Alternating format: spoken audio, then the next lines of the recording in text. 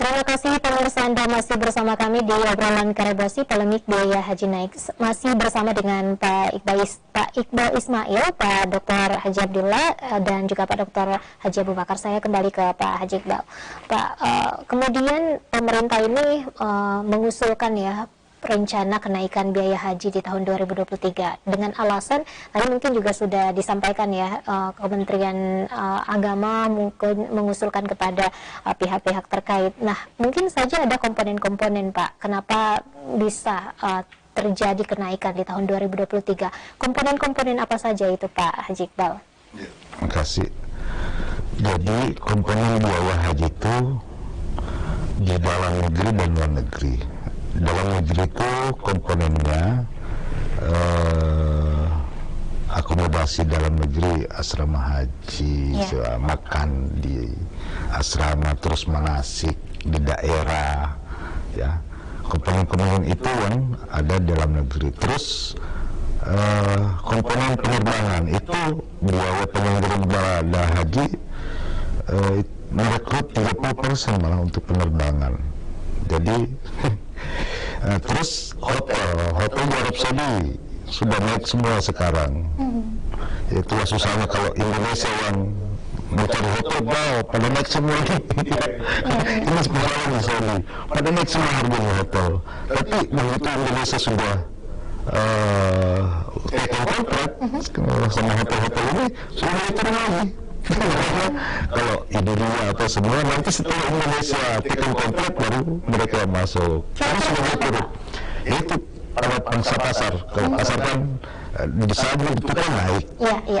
Ya, jadi itu hotel, terus transportasi, sewa bus, terus makan. Nah ini makan itu sejak masuk di asrama haji sampai pulang di asrama haji full makan.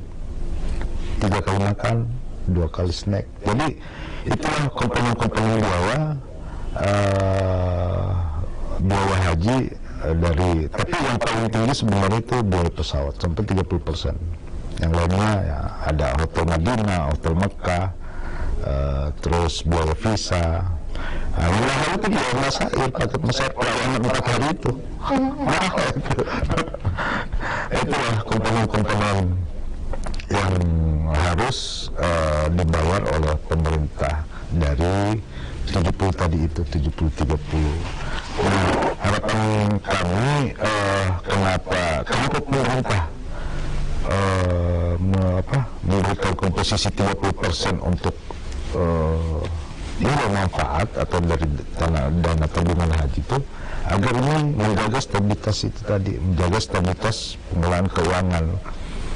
Karena kalau seperti kemarin 61-39, 61 nilai manfaat 39 dari dana haji itu paling umur 2027-2028 sudah tidak bisa berlangsung lagi nih penyelenggaraan. Makanya cepat dikembalikan supaya agar cepat normal. Nah ini baru usulan pemerintah ke DPR. Tapi itu semua tergantung dari persetujuan DPR dengan pemerintah setelah hitung-hitung, dan mungkin DPR nanti melihat langsung di Saudi apakah dengan harga yang ditawarkan oleh pemerintah ini sudah sesuai atau bagaimana. Jadi ini sementara proses, Mbak, sementara proses. Oke, dan masih memungkinkan untuk turun, Pak Haji?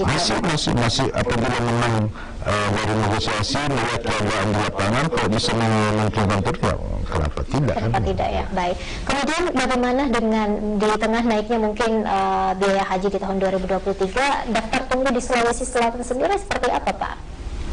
Waduh, inilah kalau bicara masalah daftar tunggu di Indonesia itu pasti Sulawesi Selatan yang disebut ya, karena daftar tunggu di Indonesia Sulawesi Selatan yang paling lama atau paling tinggi. Jadi untuk tingkat provinsi itu kota provinsi kan untuk Sulawesi Selatan dibagi ke daerah.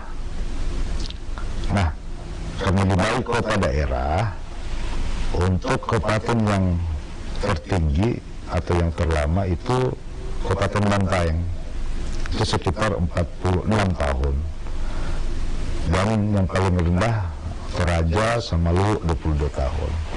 Tetapi kalau dilihat sekarang di Siskohat, ya, kalau kita cek estimasi pemberangkatan, buka Haji Pintar, aplikasi Haji Pintar, kasih masuk nomor porsi, untuk dilihat sekarang itu masih, kalau bantuan itu masih 90 tahunan. Iya. Dan kalau yang paling rendah itu sekitar 44. Ini masih menggunakan kuota haji yang tahun kemarin, yang 2022, yang masih 100.051. Nah, nanti setelah ada keputusan presiden, ya, begitu dipastikan 221 ini sebenarnya sudah pasti, hanya masih menunggu administrasinya. Begitu pasti 221.000 langsung diinput di aplikasi Siskohat, ya, ini normal kembali, ya. Jadi kembali 100%, kembali bantuan 46, 22 dan lain-lain. Nah, kalau meratakan ini Sulawesi Selatan itu tembus kita sekitar 34 tahun.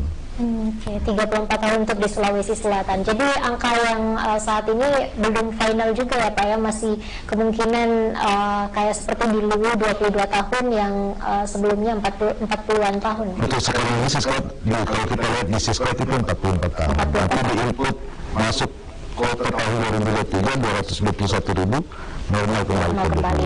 Baik. Saya ke Pak Haji Abu Bakar. Pak, apakah dengan kenaikan biaya haji di tahun 2023 juga akan kemudian selaras dengan fasilitas yang kemudian disiapkan?